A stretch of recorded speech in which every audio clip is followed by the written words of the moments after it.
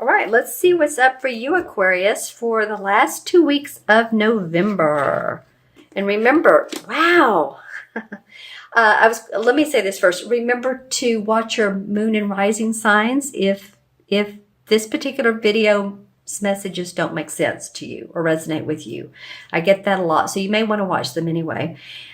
Okay, so this card in particular, it came up the last video I did, which was Capricorn. And like I said, I was shuffling these good.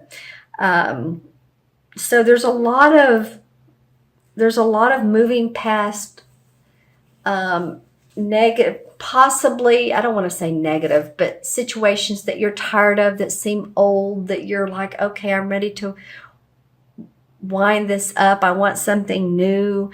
And you know, it's perfect how this second card is the Three of Wands, because that is success around venture. That is success around a project or your own business or your work, wherever your workplace is. So it's like moving your thoughts and ideas into real action. Actually, I feel like you've been seeing some success. Seeing some success. That's a lot of S's. Aquarius. So it feels like by the end of November, you're going to be open to working with someone different. You're going to be open to new projects, working in different ways than you have before. You could be taking on a second part-time job, working late. How do I say this? Later hours in the day, doing something differently that makes you happy. There's something different that you all are doing, or you're adding to your repertoire of time. It feels like it's a learning thing, but it's also an expansion of your current success. This is really an auspicious card, so I'm glad to see it for you guys. Let's see what the second. Nice. Okay, well, Aquarius. Go Aquarius. All right. Well, we have 1, 2, 3 wand cards. And the wands or the rods are about our work and our passion, our creativity. So the first 2 weeks of December, you're going to feel like you're on fire. And I don't mean physically, but literally that you are... you're making very good points and strides in what you're doing. Now, this card usually and can represent, I say both, a fire sign, which would be Sagittarius, Leo, or Aries, Sun, Moon, or Rising. This may be a person that's supporting you, or leading you, or mentoring you, or you get inspired from. This night of all the nights, well, I guess this one and the Knight of Swords move quickly. Sometimes the Knight of Wands sort of oversteps himself, and plans can get delayed if we move too fast. So I'm looking at this Ace too, because this is blessings of birth of creation, of a new job or work or progress, or maybe a baby that's sort of like coming at you. So by the middle of December, some of you are really going to feel inspired. This whole rod, 3 rods we have going on, really is interest to me. This person here, this knight, the knights are the explorers. And this is the Knight of Wands, which is the night of exploring creative projects. And these two feel very calm to me. It's like he's very happy about his venture. He's still has his back to us. So the 4 of Wands would be the fruits of the labor. He's still putting the labor out there, but there's something birthing out of this. There's something new that's coming from this looking at things in a different way. This fire sign, I'd love for you all to leave me comments. The court cards are always interesting, to say the least, because they represent people or can represent people. So you all leave in the comments who this Knight of Wands might be. Now, if you look at it this way, here's the swords. You might be moving away from this person. Maybe this person has been too fiery, too much. If this has been a spouse or a friend or someone who talks your ear off and you're like, whew, let me take a break from them. Because that would feel different than these other two. This is more like your business taking off, and this is like awesome news. So let me know in the comments below how this plays out. Let's look at the transition card. Ooh, the High Priestess. I love the High Priestess. She's the most psychic woman in the deck. She's the most intuitive. She gets the inner workings of the world. And I say that in a way of she knows that there's the ebbs and flows of life. There's the positive and then there's the negative. And she's very balanced. She's somewhat spiritual, you could say. She has this crescent moon below her. So she gets the order of the moon. She gets, like I said, the ebbs and tides of life. She also represents hidden agendas.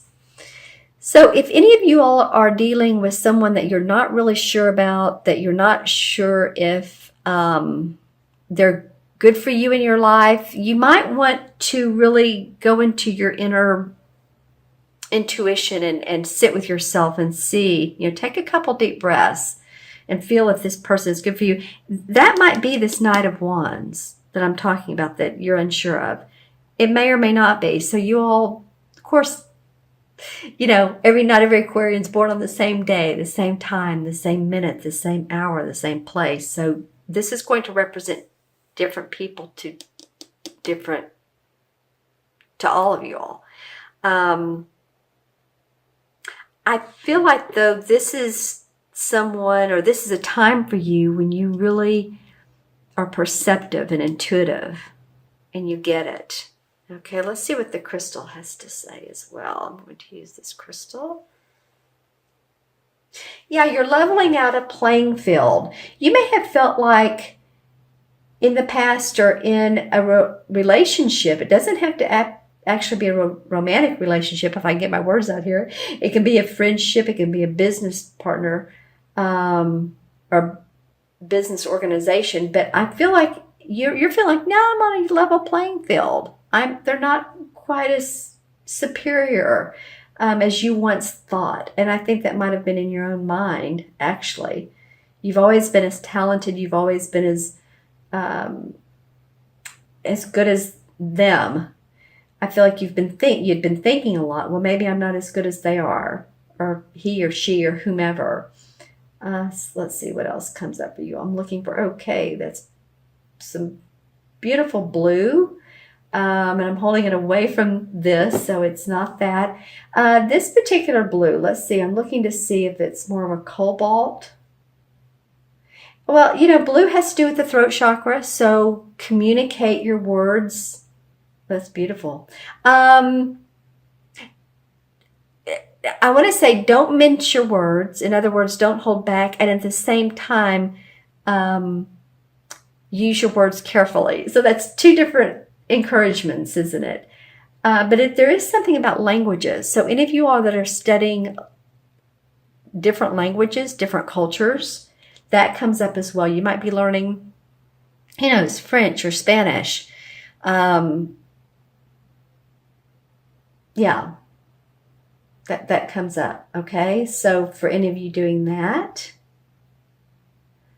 let's see what else comes up for you for Aquarius, Sun, Moon, or Rising.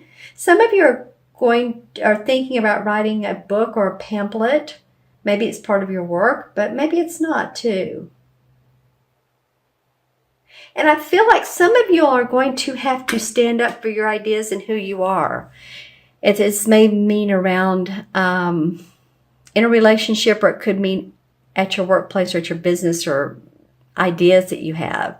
Stand up for yourself. This is what works for me. What works for you? All right. Okay, Aquarius, let me go ahead and add up the cards. We have 6, 7, 8, 9, and 2 is 11, 12, 13. That's easy, right? 6, 7, 8, 9, 8, 10, 11, 12, and 13. Well, 13, a lot of people like that number. A lot of people, when I'm talking to them, say, oh, 13 is my lucky number. Not everyone, but some people do. 1 and 3 is 4, of course, and 4 in numerology is about building your foundation. It's about feeling that there is structure and there is safety in your life, and there is, security. So hopefully that makes sense for a lot of you, and you all do feel that. It's an important feeling, isn't it? All right, so the 4 in the Major Arcana is the Emperor card. And the Emperor card is an archetypal boss, father figure. It can represent a priest, which is interesting. The High Priestess came up because, the Emperor would be the archetypal father. She's not the Empress, but I was going to say it's the opposite of her, the masculine, but not really. She's in her own group here. The Emperor card represents the sign of Capricorn.